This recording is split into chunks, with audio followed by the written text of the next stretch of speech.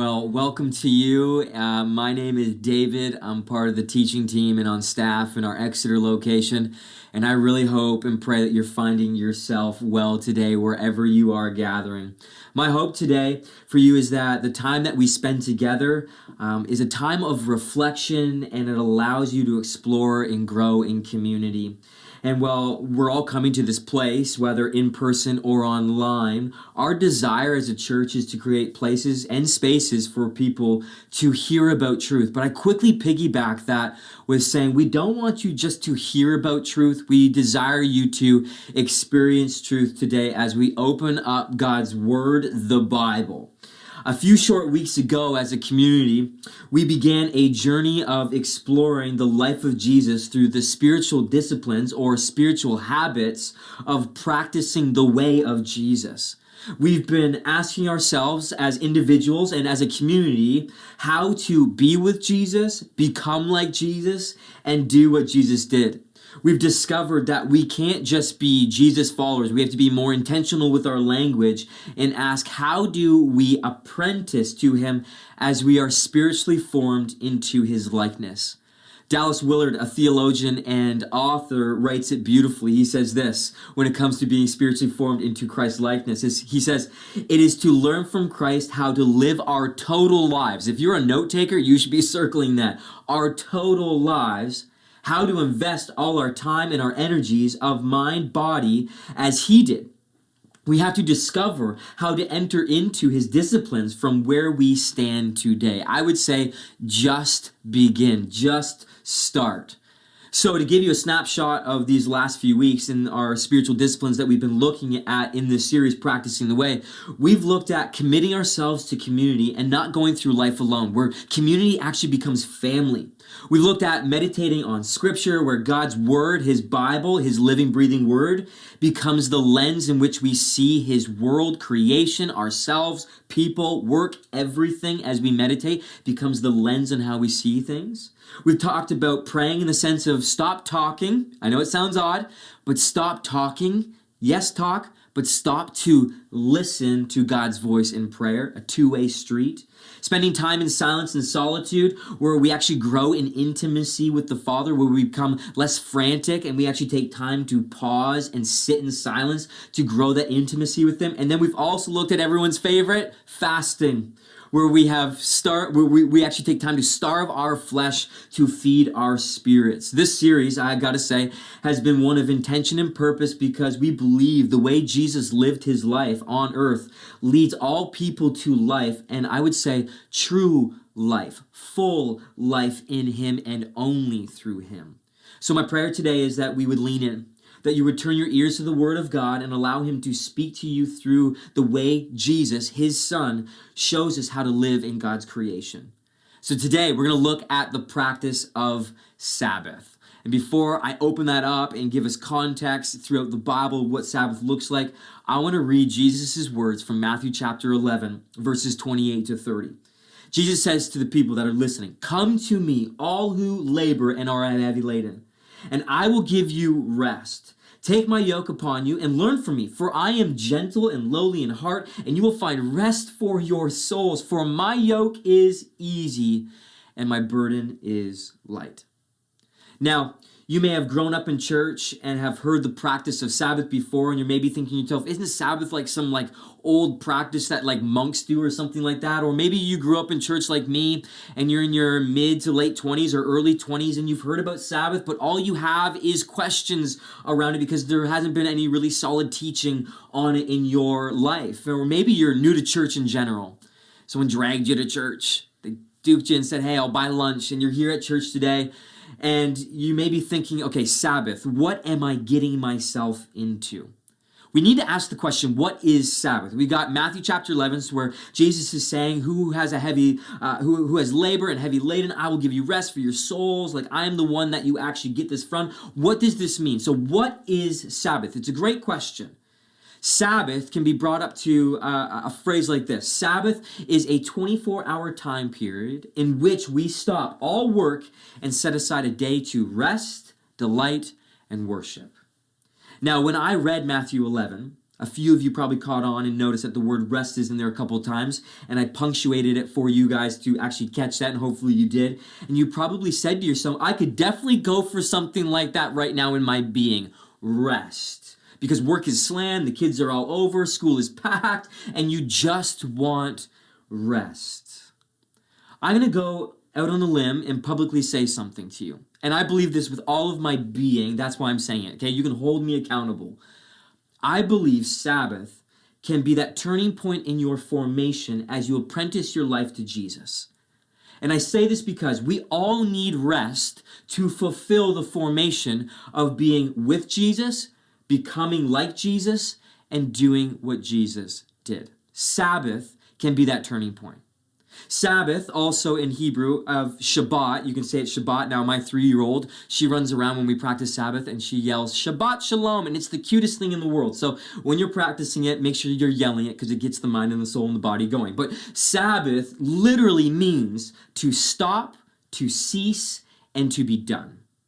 What's intriguing about our bodies and our minds and our souls is that it yearns for this. It desires this life, to be at a life that is full of rest, to stop, to cease, to be done. But we need to know why. Why is there this pull in our beings to slow down and breathe through life? Why does there seem to be this thing inside of us that's part of our DNA where we desire a rhythm and a habit of taking rest? Many of us have uttered the words in our lives, let's just get away on vacation to what? Rest. Let me go all Bible nerd on you for a few moments, and I believe and I promise that that's actually going to lead us somewhere when it comes to stopping, ceasing, and being done. The number 7 is a significant symbol all throughout the Bible. In Hebrew, the word 7 is in direct correlation to the fullness or to completeness or being whole. All of us right now desire that for our lives, to be complete, to be full. That's why we try so many things in life like drinks and bars and friends and family and all of these things. We desire and we are drawn into being complete, and we often never feel being complete. So what do? We keep on trying. Keep that in mind. Let's go to Genesis chapter 1. Genesis chapter 1 talks about the world being filled with darkness and disorder. But then God speaks light into existence, and there is order as he speaks. The life begins to flourish. This happens over 6 days. 6 days this happens, the creation story. Each of these days are marked with the phrase of there was evening and there was morning. But after the 6 days, the 7th day is a completely different day, and something special happens. God stops and rests in creation, and creation is brought to completeness. On the 7th day, God's presence fills his creation and life with something wonderful and beautiful. His presence rests in this moment, and it is fulfilled through God and all of his creation, and that includes the human beings that he created. And he appoints these humans, Adam and Eve, to rule and reign alongside him in his creation, but ultimately have what? Rest. But unfortunately, humans are tricked and deceived by the enemy of this world, and they end up forfeiting the completeness of rest. And in that moment, humans are exiled into the wilderness, and they become slaves to the land. And I'm kind of giving us a 30,000-foot level. You have to read it for yourself to really dissect it all. But I'm giving us the overall arching theme of this. And humans become enslaved to the land and end up finding themselves enslaved not just to the land, but to a people group in Egypt and a man named Pharaoh. But the beautiful thing about God is he wants to restore humanity back to the 7-day rest that he put at the fabric of creation and embedded in it. In this moment, you see that the people of God are in Egypt and they're slaves to Pharaoh. So God, what does he do? He intervenes and confronts Pharaoh and sets his people free and leads them to the promised land. And in this promised land, he says, you will have rest. But on the way to the promised land, we find out that life is a struggle. There's ups, downs, wilderness, wandering, complaining, living miserably. And I might add, it's on their own accord, not on God. It's on them. And God in this moment actually invites them to start living as if they are already in the promised land. And how he does that is he tells them that every 7th day, they will take a day away from their work. And this day will be a day to enjoy God's world that he created. This is where we go back to the 24-hour time period to live as ultimate rest has already become. He's inviting them into. They were to celebrate Sabbath, Shabbat, like my 3-year-old, Tatum. Every week on the 7th day, they should stop, cease, and be done and celebrate the Sabbath. And as you dive into God's people, the Israelites, you find out that they were people that loved to celebrate and throw festivals. Shabbat was one of those 7 festivals. Guess what? 7 again, complete wholeness. The 7 festivals that the Israelites practice every year. This one they practiced every week. And these festivals all pointed to and grew the anticipation toward the hope and future rest that God planned for his world. Now, you have to love the Israelites. As you read it for yourself and open up more, you notice that they might not be as smart as you think they are. But once the Israelites find out that they once again mess up, they get into the promised land and they forget about God. They do. So quite quickly, they forfeit their chance at rest again in the promised land. They find themselves exiled and enslaved to another nation and to the working of the ground, and they rule over them, which leads them to what? More chaos and more disorder. But you have to love God in this moment. In the history of his world, he sends people who are prophets to preach and to proclaim that there will be ultimate rest again. One day, they say, it will come. This is where Jesus enters into the picture. The Son of God comes to be into the story of what God was doing in his story of redemption to give ultimate rest again. Generations had gone by and people were wanting this and praying for this and singing about this and needing this in their life.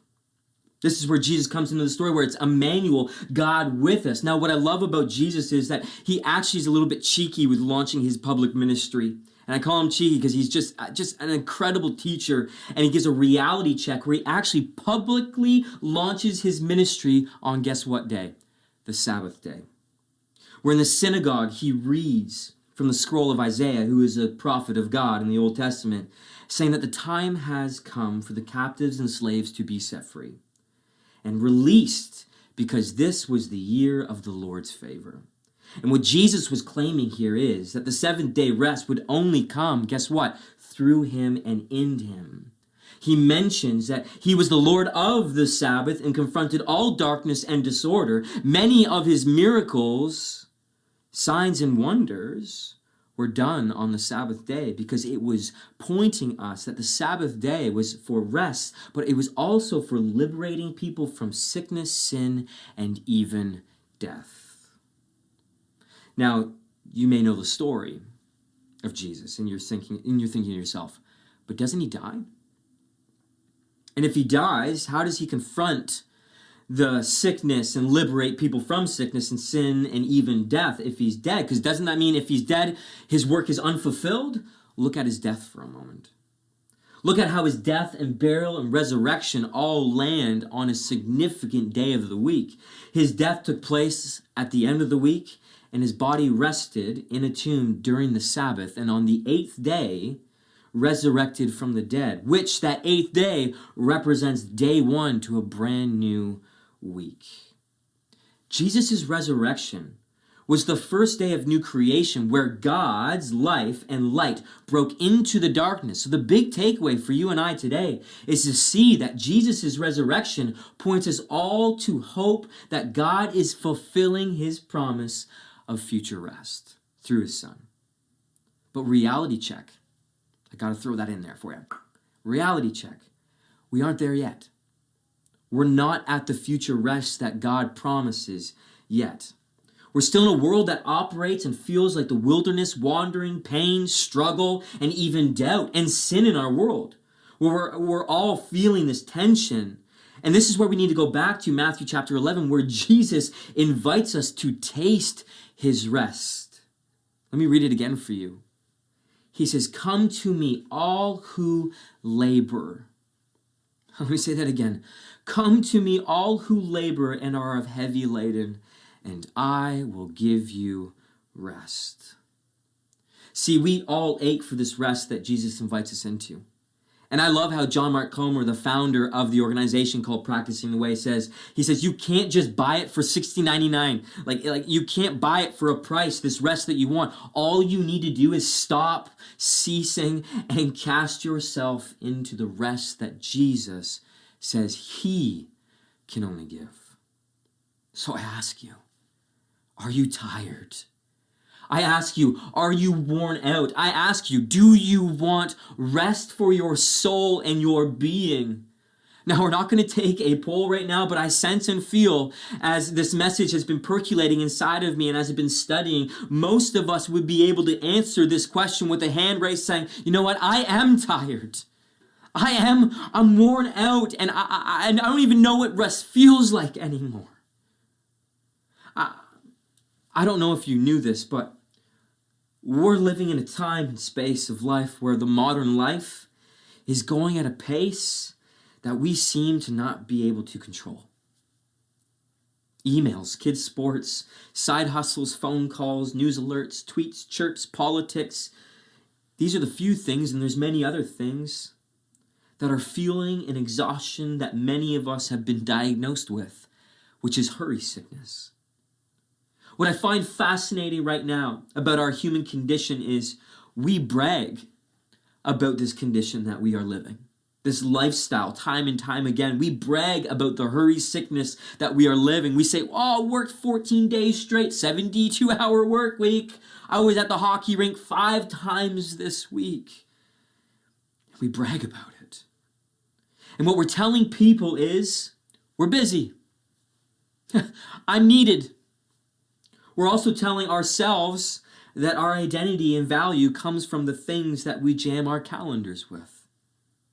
And what happens is we fill our calendars, and don't get me wrong, I've got one, but my calendar serves me. I don't serve my calendar, but many of us have a calendar that's colorful, and I wish we could have it on the screen right now where it's colorful and highlighted and you know where you're going, but it's jam-packed and full, and what you're telling yourself time and time again is that your identity is in those things that you do, and one thing at a time we lose our souls because of hurry sickness.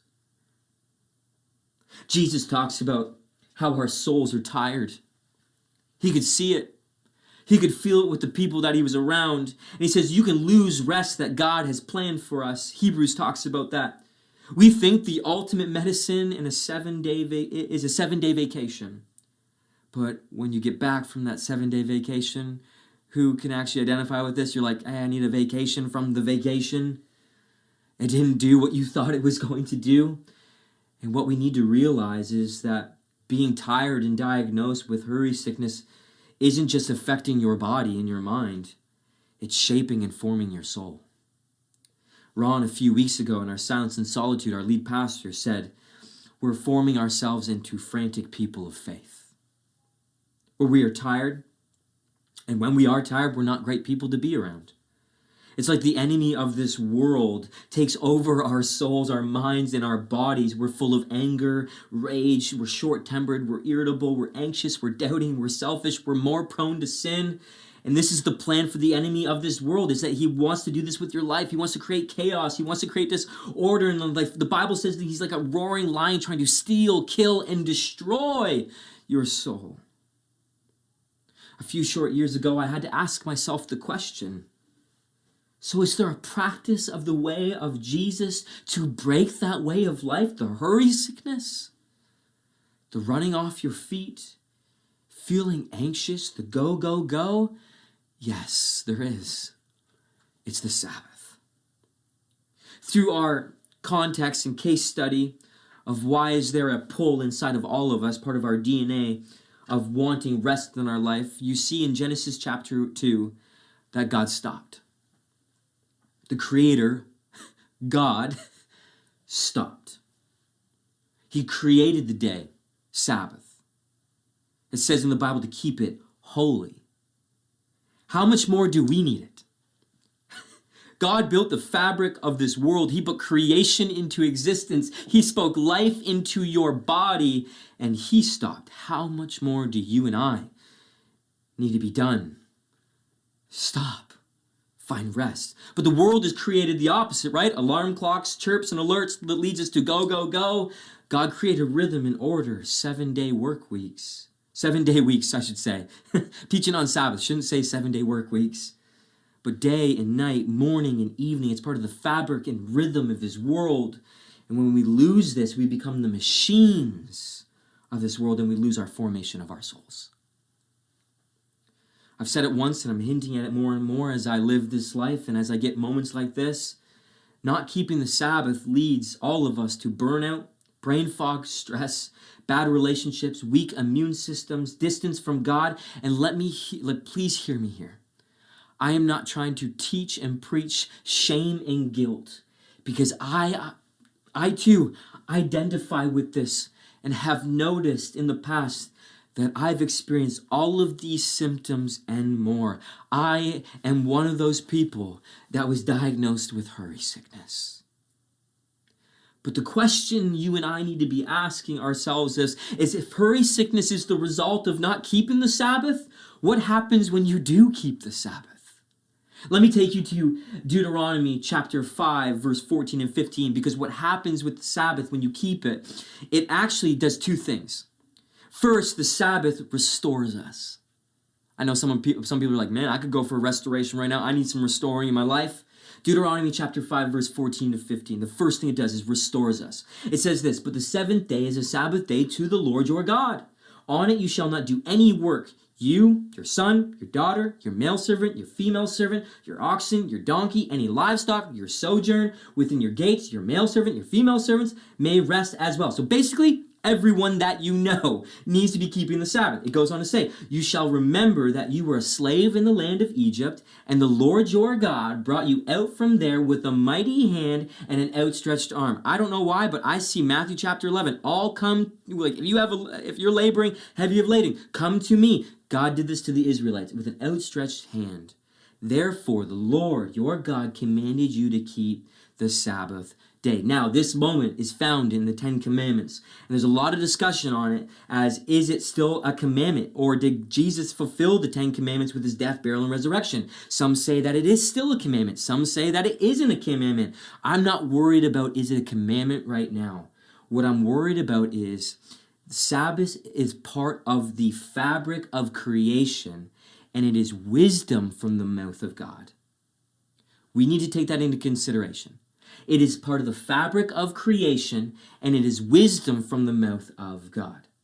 What I also want to pull from here is this, that Sabbath restores us to a new identity, one that is leading us to freedom and out of slavery, okay? In this moment, God's people just came out of slavery from Pharaoh, pushing, driving, beating them to the bone, and making them work. They were now, because of the Sabbath day, going into future rest and practicing rest. They were tasting and seeing rest and freedom for the first time in a long time. I love how Dave Lomas, a pastor in San Francisco, says it like this.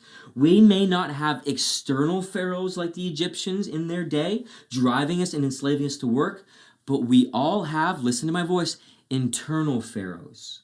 The voice in our heads telling us to perform, kill it, slay it, hustle harder, do yo thing, right? And if you don't do these things, that voice in your head, the internal pharaoh tells you, you are worthless, you are lazy, and you're a nobody. But keeping the Sabbath restores us and reminds us that we are restored, saved, and set free from those internal pharaohs that tell us to keep pushing because everyone else is. Sabbath restores you and I to what? Freedom and out of slavery. That's huge for us.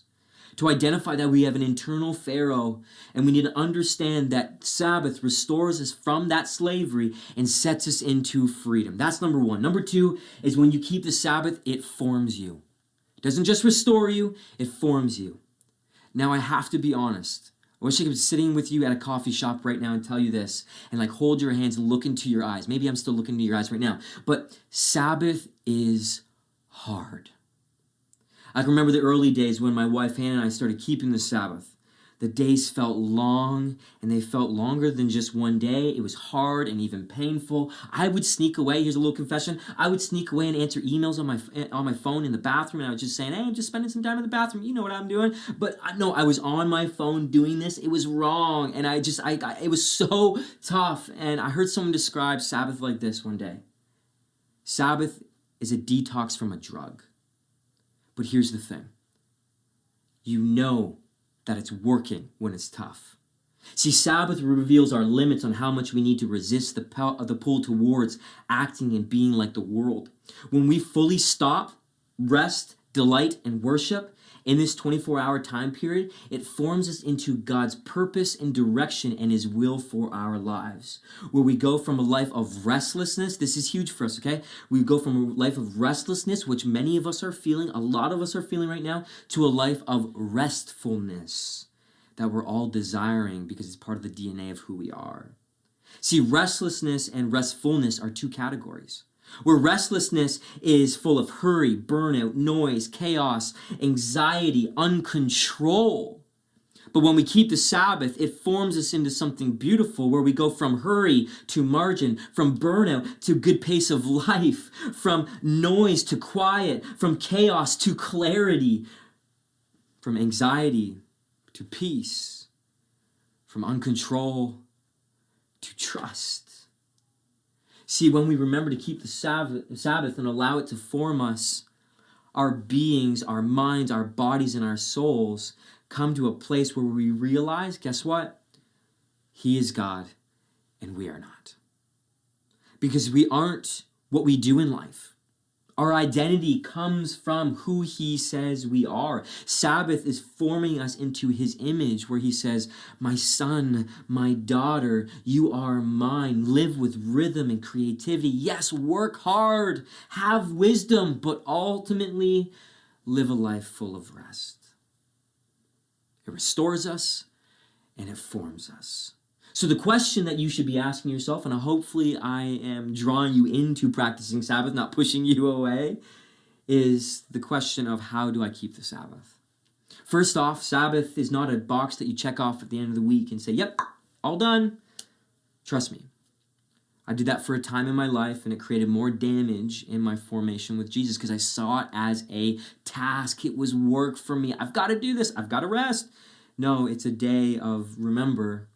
A Sabbath is a 24-hour time period which you what? Stop all work to set aside a day to rest, delight, and worship. For me and my family, we use the words stop, rest, delight, and worship as the filter to our Sabbath day. Every invite, opportunity, engagement goes through that filter of those 4 words because it helps us gauge what we do on this day and what we don't do, because what we do on that day actually allows us to draw closer to the Father. Keeping the Sabbath. Stopping, resting, delighting, and worshiping.